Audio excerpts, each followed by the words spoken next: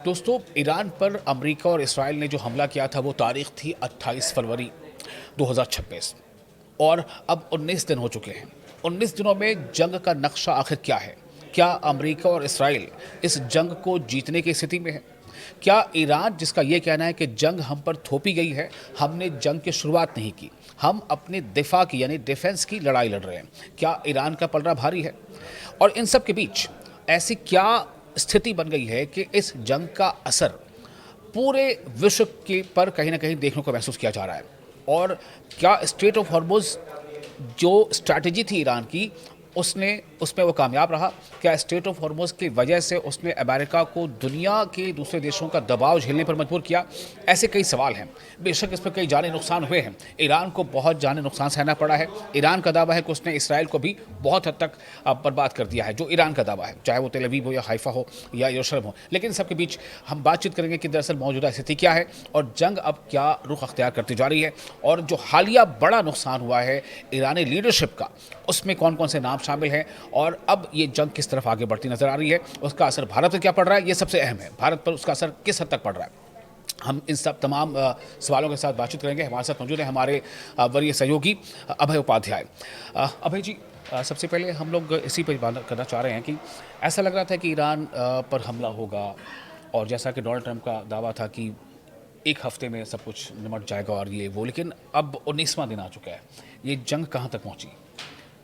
देखिए, इसकी शुरुआत में एक बात मैं कहूँ कि आपने चूँकि जिक्र छेड़ा कि हम लोग पहले ही बात कर चुके हैं कि क्या उस वक्त माहौल बन रहा था कि क्या अमेरिका ईरान पर हमला करेगा, और यहीं बैठ के मेरा आकलन था कि अमेरिका अगर ठीक से चीज़ों को कैलकुलेट करने में कामयाब रहा तो शायद वो हमला नहीं करेगा, और ट्रंप की जो एक प्रेशर क्रिएट करके बार्गेन करने वाली जो उनकी नीति है, शायद उसके ज़रिए वो काम चला लेंगे।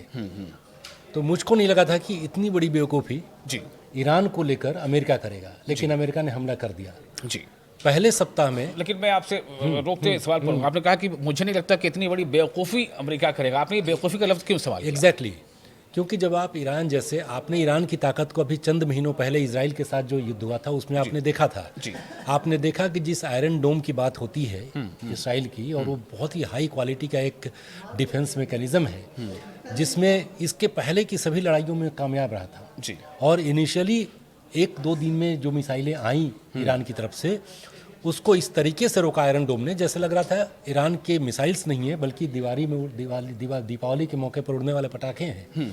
लेकिन जब वहाँ से हाइपरसोनिक मिसाइल्स आई जी। तो हमने देखा कि उनका आयरन डोम वो सिस्टम फेल हो गया, और वो उनका वार्निंग सिस्टम भी, आप डिफेंस छोड़ दीजिए, वार्निंग सिस्टम भी उसके आगे फेल हो गया और सीधे उसके शहरों में जो उसके टारगेट थे वहाँ आकर गिरता रहा। जी। तो मुझको ये लगता था, मेरा आकलन ये था कि अमेरिका को शायद इस चीज़ को जानने में, इसको कैलकुलेट करने में टाइम लगेगा, और जो एक तरीके से वो ट्रेलर था, ईरान की ताकत का वो ट्रेलर था, उसमें अंदाज़ा लग जाना चाहिए था कि ये अब वो ईरान नहीं रहा जिसके ऊपर आप जाकर हमला कर दें। करें जो 12 दिनों की जंग हुई थी 2025 एग्जैक्टली, मैं उसको बता रहा हूँ कि ईरान ने वो ट्रेलर दिखाया था, और सारी चीज़ों के बावजूद भी अगर अमेरिका को ये गलतफहमी थी कि हम खामेनेई को मार देंगे और सरेंडर करने को मजबूर कर देंगे ईरान को, तो ईरान का जो एक नेशनल कैरेक्टर इसमें जो निकल के आया है वो बता रहा है कि ये पूरा जो मिसकैलकुलेशन की बात हमने कही वो थी अमेरिका और इवन इजराइल की तरफ से भी। अभी वेनेजुएला में जो किया अमेरिका ने, शायद ट्रंप को अपने चेस्ट थम्पिंग के लिए एक वजह मिल गई होगी, और खुद को भी मुगालते में रखने के लिए कि ईरान में भी हम कुछ वैसा ही कर देंगे। वो भूल गए कि वेनेजुएला के राष्ट्रपति और खामेनेई में ज़मीन आसमान का फ़र्क है। यहाँ उनका बेस बहुत मजबूत है, लोग उनके साथ। बिल्कुल। एक चीज़ ये तो आपने कह दिया कि जो नेशनल कैरेक्टर है वो सामने आया, ये आपने जो हम कह सकते हैं कि जो टेकआउट है अभी तक का 19 दिनों का वो सामने आ रहा है। लेकिन इसमें कोई दो राय नहीं है कि इन हमलों में जो अमेरिका और इसराइल ने मिलकर किया है उनमें ईरान की टॉप लीडरशिप, तमाम बड़े चेहरे, नामचीन चेहरे कह सकते हैं, वो अब इस दुनिया में नहीं है। तो क्या ये अमेरिका और इसराइल की कामयाबी का जश्न मनाने के लिए काफ़ी नहीं है? ना, ये हर एक टॉप लीडरशिप का मारा जाना, अमेरिका और इजराइल के भ्रम का टूटना है। खामेनेई मारे गए पहले, पिछली लड़ाई के बाद ही जो स्ट्रेटजी बनने लगी थी, और ये कई जगह खबरों में बातें भी आ रही थी कि इसराइल का निशाना खामेनेई है। ठीक है। और उन खबरों को पढ़कर मुझे तो लगता था कि ये कैसे मुमकिन है, और अगर ऐसा हो गया तो ईरान तो ख़त्म। लेकिन जब धीरे धीरे परतें खुलनी शुरू हुई, ईरान में जो सिस्टम खामेनी ने बनाया है जी उसमें आपने भी महसूस किया होगा कि खामेनी चले गए, ईरान के रिटेलिएशन में कोई फर्क नहीं पड़ा, उसकी इंटेंसिटी उतनी ही बनी रही। जी मुस्तफा घायल हो गए, उनको लेकर भी अभी कंफ्यूजन है, कोई फर्क नहीं पड़ा। बल्कि मैं आपको तो रोकते बोलना चाहूँ कि डोनाल्ड ट्रंप ने इस बात को एडमिट किया कि ईरान के बारे में ऐसी एक्सपेक्टेशन नहीं थी कि वो मिडिल ईस्ट में जो बेसिस है अमेरिका के उस पर हमले करेगा, बट उन्होंने किया। बस डोनाल्ड ट्रंप ने नाम गिनाया कि सऊदी अरब पे हमले किया, कतर पे किया, बहरीन पे मैं किया। वही कह रहा हूँ, ये भी अभी आएंगे उस जहाँ हमने बात छोड़ी थी उस पे, इसी मिसकैलकुलेशन की बात मैं कर रहा था। जी ये बात भी हमने यहीं बैठ के की थी कि अगर हमला कर देता है हाँ तो ईरान क्या करेगा। ईरान के सामने बहुत सारे ऑप्शंस खुले हुए थे, क्योंकि देखिए एक हम लोग आप आकलन करके देखिए कि स्ट्रैटेजिक जो अभी तक रहा है, मूव रहा है ईरान का वार फ्रंट पर और इकोनॉमिक फ्रंट पर, दोनों में उसकी स्ट्रैटेजी बहुत ही ज़बरदस्त रही है और बहुत ही कैलकुलेटेड रही है। और इसके बरक्स अगर आप अमेरिका को रख के देखें जी तो ट्रंप की जो बड़बोलेपन की स्टाइल रही है वो उसमें रहे हैं। इसीलिए जो अभी हम लोग बात कर रहे थे कि एक एक टॉप लीडर का जाना जी एक भ्रम का टूटना है अमेरिका इसराइल के लिए, क्योंकि वो कोई एक ऐसा लीडरशिप नहीं है, एक ऑटोक्रेसी। अब पता चल रहा है कि खामेनी के नाम से हम लोग ईरान को जान रहे थे, वो कोई ऑटोक्रेसी नहीं थी, एक बहुत ही ज़बरदस्त सिस्टम है वो, जिसमें रिस्पॉन्सिबिलिटीज़ का बहुत शानदार तरीके से बंटवारा है। उसमें हायरार्की तय है कि अगर ये हैं तो क्या और ये नहीं रहे तो फिर तो कौन। क्या जी तो वो जो इनको ये लगता था कि हम मार देंगे सबको, तो एक वाइड क्रिएट हो जाएगा, जैसा कि इसराइल ने हमास पर हमले के बाद किया जी। कि उसकी जो भी टॉप लीडरशिप उभर रही है उसको मार। हाँ तो एक तो समझने में ये भूल हो गई कि हमास कुछ भी है, हमास एक आतंकी संगठन का उसको दर्जा दे रखा गया है, लेकिन ईरान को आप ऐसा नहीं कर सकते, वो तो एक कंट्री है, एक सॉवरेन कंट्री, लेजिटिमेट, बिल्कुल। वो वहाँ की लीडरशिप और है, वहाँ सरकार की है, पब्लिक ने, वहाँ के अवाम ने वोटिंग के जरिए अपने नुमाइंदे को चुना है और ऐसे चुना। लोगों को चुना है जिनको इन आने वाले खतरों का पूरा आभास बिल्कुल। था। अच्छा, तो उन्होंने वो सिस्टम बना रखा है। मैं अब कुछ मोटी मोटी बात करना चाहता हूँ। एक तो ये कि देखिए कि अभी जो ताज़ा बड़ा सेटबैक हम कह सकते हैं इसको, अली लारिजानी का, जो नेशनल सुप्रीम सिक्योरिटी काउंसिल के सेक्रेटरी हैं, उनका मारा जाना, ये एक सेटबैक हो सकता है। एक दूसरा कि अभी तक अगर हम 19 डेज के जंग को देखें तो हम दो पार्ट में बांट सकते हैं। एक है before state of Hormuz and after state of Hormuz. State of Hormuz को जिस तरह से इसने पाबंदी लगा दी, उस पर एक तरह से नाका लगा दिया ईरान ने और कहा कि ये खुला है, लेकिन उनके लिए जो अमेरिका और इसराइल के साथ नहीं है, और उनके लिए बंद है जो अमेरिका इसराइल के साथ है। तो आप इसको कैसे देखते हैं कि स्टेट ऑफ हॉर्मुज से पहले, जो नाके से पहले की क्या स्थिति और अब क्या है? देखिए, अब जरा ये सोचिए कि जो पहला दिन हमले का था, हॉर्मुज को रोकने का काम तो ईरान उस दिन भी कर सकता था, लेकिन क्यों नहीं किया? उसने वर्ल्ड को भी एक मैसेज दिया कि हम भले ही युद्ध में उलझे हुए हैं, हमारे ऊपर भले ही हमला हो गया, लेकिन हम आपको इससे बाहर रखना चाहते हैं। जी, ओके। उन्होंने स्ट्रेटजिकली इस तरफ कदम बढ़ाया। जब मजबूरी हो गई कि अमेरिका हमलों को रोक नहीं रहा है, तो फिर ईरान ने ये सोचा कि अगर हम इस तरीके से अकेले मुकाबला करते रहेंगे तो हम तो ख़त्म हो जाएंगे।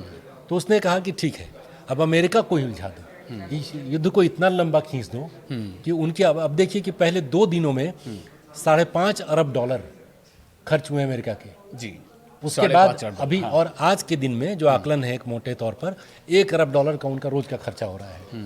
तो एक तो उनके ऊपर खुद दबाव है, दूसरा ये है कि स्ट्रेट ऑफ हॉर्मुज से जितने देशों को पेट्रोलियम और गैस की सप्लाई हो रही है, वहाँ पर आर्थिक अव्यवस्था उत्पन्न हो रही है, और पूरे वर्ल्ड में धीरे धीरे आप देखिए ऊर्जा का संकट हो रहा है, क्योंकि एक अकेले इस पॉइंट से अगर आप सिर्फ सी रूट से होने वाले ट्रेड को जोड़ लें, पेट्रोलियम और उससे संबंधित जो प्रोडक्ट्स हैं, तो 30% व्यापार यहाँ से होता है। जी, तो विश्व में अगर आप समझिए 30% अगर एक साथ रुक जाए, उसका सीधा असर लोगों के किचन पर पड़ रहा है, क्योंकि एलपीजी और तेल का, एलपीजी और तेल ऐसा है कि इसको स्टोर करने की कैपेसिटी हर एक कंट्री की होती है। ये ऐसा नहीं कि हमारे पास 6 महीने के लिए हमने स्टोर कर लिया, जिनके पास अपना प्रोडक्शन है वो तो ठीक है, लेकिन इंडिया के लिए, चाइना के लिए ऐसा नहीं है कि ये सारी कंट्री जो है वो 6 महीने के लिए स्टोर करके रख सकती हैं। अच्छा, तो 20 दिन 21 दिन की स्टोरेज होती है। मैं थोड़ा आपको रोक रहा हूँ कि स्टेट ऑफ हॉर्मुज के वजह कर स्थितियाँ बदली क्या, मतलब क्या बदली? आमतौर से ये होता है कि अमेरिका किसी भी, इससे पहले हमने जितने भी युद्ध देखे हैं या उनकी जो हमने खबरें पढ़ी हैं, सुनी है, जाना है, रिपोर्ट देखा है कि युद्ध में अमेरिका अपने तमाम साथी दलों को लेकर जाता है, साथी देशों को, नाटो के तहत। तो इस बार भी डोनाल्ड ट्रंप ने नाटो से अपील की, क्या हुआ उसका? दरअसल अब जो दुनिया देख रही है अमेरिका को, वो अमेरिका और ट्रंप जी। ऐसे देख रही है। अच्छा। नाटो के जो कंट्रीज थे वो पहले अमेरिका के साथ जाते थे। अमेरिका का कहीं अगर हिट टकरा रहा है नाटो के किसी भी कंट्री का, तो अंडरस्टैंडिंग यही है, एग्रीमेंट यही है। अब उनके एनालिसिस ये है कि ये अमेरिका की लड़ाई नहीं है, ये ट्रंप की लड़ाई है, जो इसराइल के उकसावे पर, और इसराइल ने उनको इस तरीके से अपने दिमागी तौर पर कब्जे में ले लिया कि इसराइल जो कह रहा है वो कर रहे हैं वो। मतलब आप ये कहना चाह रहे हैं कि नाटो देशों को भी, जो लोग इसकी मुखालफत कर रहे हैं, उनको भी ये एहसास है कि ये लड़ाई अमेरिका की नहीं है, ट्रंप की है, और ट्रंप की नहीं है बल्कि इसराइल की, नेतन्याहू की है। एग्जैक्टली। और अभी देखिए, अभी बात हो रही है कि बहुत ही ऑथेंटिक सर्वे आया है, जो सर्वे एजेंसी है उसको माना जाता है अमेरिका में। 59% लोग इस लड़ाई के पक्ष में नहीं है। अच्छा, मतलब कॉमन पब्लिक वहाँ की, अमेरिका की जी। क्योंकि चूंकि देखिए, मुझको ऐसा लगता है कि अमेरिका को हर जगह जीतने की आदत रही है, क्योंकि वो छोटे छोटे कंट्रीज को निशाना बनाता रहा है, कभी इराक को, कभी वेनेजुएला को। लेकिन जब ये लड़ाई लंबी खींच रही है और लोगों को लगने लगा है कि बोझ तो हमारे ऊपर आ रहा है, हमारे टैक्स के पैसों से हम इसराइल की लड़ाई लड़ रहे हैं, तो शायद उन्होंने इंटरेस्ट लेकर ये समझना शुरू किया कि लड़ाई कहाँ हो रही है और क्यों हो रही है। जी। और जो वन लाइनर किसी का होता है कि इसमें हमारा हासिल क्या और हम क्यों जी। एक कॉमन अमेरिकन सिटीजन जो है, ये सवाल जब लेकर उठता है तो उसके सामने कोई जवाब नहीं होता है। इसीलिए जो है वहाँ पर इतने सारे लोग अब इस लड़ाई के अगेंस्ट हैं, वो न्यूट्रल भी नहीं है, अगेंस्ट हैं इसके। तो अब इस स्थिति में क्या आपको लग रहा है कि अगर अमेरिका, जैसा आपने कहा कि अमेरिका को जंग जीतने की आदत सी है, वो मतलब एक एडिक्शन है, जैसा आपने भी कहा, तो अगर अमेरिका की अपील पर, या यूं कह लें कि डोनाल्ड ट्रंप की अपील पर, नाटो देश जो हर युद्ध में उसका साथ देते थे नहीं साथ दे रहे हैं, तो आगे क्या होगा? जिस तरह का बिहेवियर रहा है डोनाल्ड ट्रंप का, what is going to happen? Donald Trump क्या करेंगे? क्या वो अपनी हार बर्दाश्त करेंगे? इतनी सब के बावजूद भी अगर आप लड़ाई के आउटकम के तौर पर देखेंगे जीत हार किसकी होगी, तो मैं अभी कह सकता हूं कि अमेरिका तो किसी कीमत पर ईरान से ज़्यादा ताकतवर है। बिल्कुल है। तो हो सकता है कि कुछ और नुकसान कर दे, तो आप कह लीजिए कि उस लिहाज से ईरान हार गया। लेकिन मेरी एनालिसिस अगर पूछेंगे तो डोनाल्ड ट्रंप उसी दिन हार गए थे जिस दिन उन्होंने वर्ल्ड से कहा कि आप लोग आइए और स्ट्रेट ऑफ हॉर्मुज को क्लियर करवाइए। ओके। तो मतलब दुनिया के सामने एक तरह से उन्होंने अमेरिका ने अपनी कमजोरी का एहसास करा दिया। निश्चित तौर पर। और कमजोरी का एहसास भी मैं नहीं कहता हूँ, मेरा ये मानना है कि ये एक बहुत ही डिप्लोमेटिक तरीके से ये स्वीकार करना है कि अमेरिका इस लड़ाई को हार चुका है। अच्छा। अब ये अलग बात है कि ईरान का नुकसान ज़्यादा होगा, फिजिकल डैमेज ईरान का ज़्यादा होगा। अमेरिका के साथ क्या है, उसके पैसे बर्बाद होंगे, लेकिन ईरान पूरा अच्छा एक देश के अब तौर मैं पर जो बस इंफ्रास्ट्रक्चर अपनी उसका बर्बाद चर्चा को होगा। आगे समेटने जा रहा हूं। मैं दो क्वेश्चन छोटे छोटे रह गए हैं और दोनों का छोटा छोटा जवाब चाहूँगा कि आप दें। पहला क्वेश्चन है कि इस पूरे जंग में अब आप क्या देख रहे हैं मिडिल ईस्ट देशों की स्थिति, खास तौर से जो इस्लामिक या मुस्लिम कंट्रीज़ कहे जाते हैं, सऊदी अरब है, कतर है, बहरीन है, यूएई है, जॉर्डन है, कुवैत है, आप क्या देख रहे हैं? स्थिति इनकी क्या है? क्या इनके स्टैंड में कुछ बदलाव आ रहा है? क्या ये कुछ कदम उठाने की तरफ सोच रहे हैं कि ये अमेरिका का साथ दें या ईरान का साथ दें या न्यूट्रल रहें? मुझको लगता है कि on the face of it, चाहे वो लोग जो भी करने की कोशिश करें, वो तो वेट एंड वॉच में चल रहे हैं। पहला ये कि जो अरब दुनिया है उसकी लीडरशिप की लड़ाई तो चलती ही रही बहुत दिन तक। हम लोग जानते हैं एक बहुत ही silent cold war kind of equation रहा है ईरान में और सऊदी के बीच में। तो इस एक लड़ाई से सऊदी अरब या अरब के जो दूसरे देश हैं वो अमेरिका के खिलाफ हो जाएंगे, ऐसा नहीं लगता है, क्योंकि बड़े सधे हुए हित होते हैं, दुनिया का अपना अपना हित है। और एक बार आप जब देखेंगे ये सब शांत पड़ जाएगा तो फिर वो लीडरशिप की जंग एक बार फिर से शुरू हो जाएगी। ठीक है। दूसरा ये स्टैंड की क्या अभी तुरंत करने वाले हैं, तो अब इसमें हुआ ये है कि जहाँ जहाँ अमेरिका ने जिम्मेदारी ले रखी है उनके डिफेंस सिस्टम के लिए, वहाँ उन लोगों ने अपनी सेनाएं तो तैयार की नहीं है। एक इंडिपेंडेंट और सोवरेन कंट्री के डेफिनेशन वाला, जैसा मैंने कहा कि नेशनल कैरेक्टर निकल के आया है, वो ईरान के पास ही था। ईरान के पास था। ठीक है। तो बाकी देश अभी चाहकर भी ईरान के ऊपर हमला नहीं बोल सकते हैं अपनी तरफ से। तो इसलिए वो शांत होकर ही चलना उनके लिए इस लिहाज से फायदेमंद है कि उनके पास अपनी कोई शक्ति, अपनी कोई ताकत उनके पास है नहीं। जी। अब एक आखिरी सवाल, इस पूरे हालात के बीच आप भारत की पोजीशन को कैसे जज कर रहे हैं? इंडिया का स्टैंड देखिए बिल्कुल क्लियर है। इसमें सरकार को लेकर किसी के मन कोई मौजूदा सरकार का सपोर्टर है या विरोधी है, वो अपने अपने लिहाज से डेफिनेशन हो सकते हैं उसमें। लेकिन जहाँ तक स्टैंड की बात है, आपने देखिए दुनिया पिछले 5-6 सालों में 2 बड़ी लड़ाइयों का गवाह रही है। बिल्कुल। एक है रूस और यूक्रेन, जी। जिसके बारे में आजकल कोई बात भी नहीं करता है। उस समय हॉट टॉपिक हुआ करता था डिबेट का, और उस समय भी बात उठी थी कि भारत किसके साथ। भारत ने ये कहा कि मैं अपने साथ हूँ और एक पीस के साथ हूँ, कि पीस एस्टैब्लिश होनी चाहिए और मैं अपना हित देखूंगा।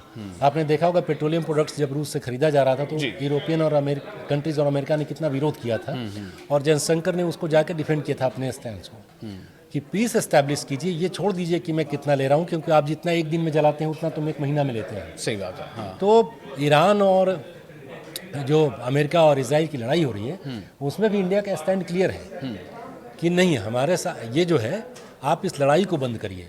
क्योंकि सवाल जब एक बार फिर से आएगा कि हम किसकी तरफ से खड़े हो रहे हैं, खुलकर पक्षकार किसके बन रहे हैं, तो फिर इसका मतलब ये मान लेना होगा कि दूसरा पक्ष गलत है, और फिर इसका मतलब यही मानना होगा कि हम इस जंग का हिस्सा हैं, चाहे इस पक्ष से चाहे उस पक्ष से। एग्जैक्टली। और भारत अपनी इस पोजीशन को बना करके चल रहा है कि हम किसी का हिस्सा नहीं है। इसलिए आप देखिए, जयशंकर की पर्सनल जो बातचीत हुई ईरान के विदेश मंत्री से, उसी का नतीजा है कि आपके जहाज वहाँ से गैस और पेट्रोलियम प्रोडक्ट्स लेकर आ रहे हैं।